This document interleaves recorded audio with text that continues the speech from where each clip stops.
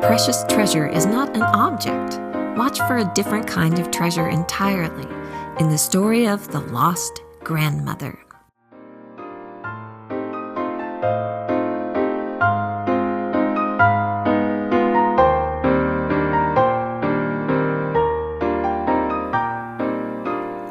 Horace and Eleanor Sallow received a letter at breakfast. Dear Mr. and Mrs. Sallow, I must inform you that Great-Uncle Roderick has gone away to Peru, and you are the new owners of Pallid Ferns Manor. With great efficiency, Eleanor Sallow whisked away the tea set. She directed young Henry and the twins to put on their travel clothing and wake grandmother. Then, after instructing Crumpet to entertain the baby, she gathered the household goods. She packed the bird cage, all 7 umbrellas, the crockery, and the clothing. Next, she took apart the piano, noting which parts went where. Finally, with great economy, she packed the teaspoons, the goldfish bowl, and grandmother's knitting. The long ride to Pallid Ferns made many stops.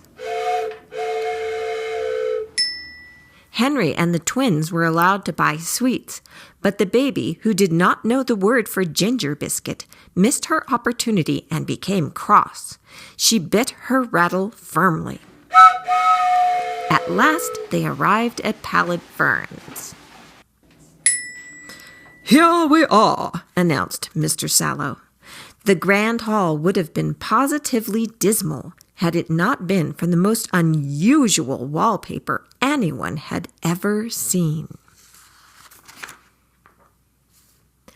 Eleanor Sallow supervised the unloading of all baskets, boxes, cases, trunks, crates, parcels, and satchels. Everything is in order and accounted for, observed Mrs. Sallow.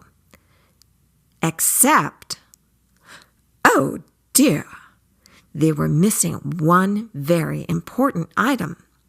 The twins voiced the words that every Sallow was thinking. Goodness, we have mislaid grandmother. Where could she be? They searched among the dank old furnishings.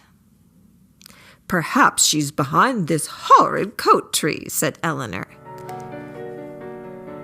No, not there. I expect she's wandered behind this statue, said Horace. She was not found. Could she be hiding under this Persian rug, suggested Henry. But moving the rug did not reveal a single grandparent of any kind. Horace Sallow shrugged. Well, she'll turn up. I must be off to a meeting of the Harumph Society.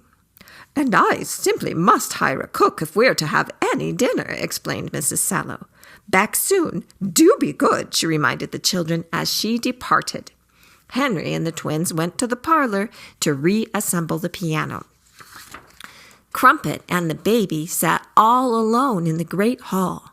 They knew where grandmother was, but neither spoke English fluently enough to tell anyone. Hungry for sweets and stung by injustice, the two were just about to settle down for a good cry when Crumpet's ears perked. A whiff of something delicious was coming from behind the umbrella stand. With enormous toddler's strength, the baby moved the stand. There was a small hole in the wallpaper. She peeped in to see what was on the other side. Bright sunshine and the yummy smell of ginger biscuits greeted her. It was another world, quite real, quite lively, and even rather noisy. She tried to say, "Grandmother, come back and bring treats." But the only word she knew was, "Goo." Then Crumpet suggested, "If you'll allow me to borrow your bunny rattle, perhaps it will open a portal to wallpaper land." The baby bravely relinquished her favorite rattle. And it fit! Out tumbled dear grandmother, holding a steaming plate of ginger biscuits. There was great rejoicing. Crumpet exclaimed happily, "Woof, woof!" And the baby cheered just as plain as day, "Goo!" Then, by extraordinary coincidence, Horace and Eleanor Sallow came home just as Henry and the twins returned from the parlor. "Humph, humph, humph! Oh, there you are. Hello, Gran," said Mr. Sallow. "Tea time," announced Eleanor. "Everyone to the dining room." And from that day on, whenever grandmother went missing, everyone knew just where to look.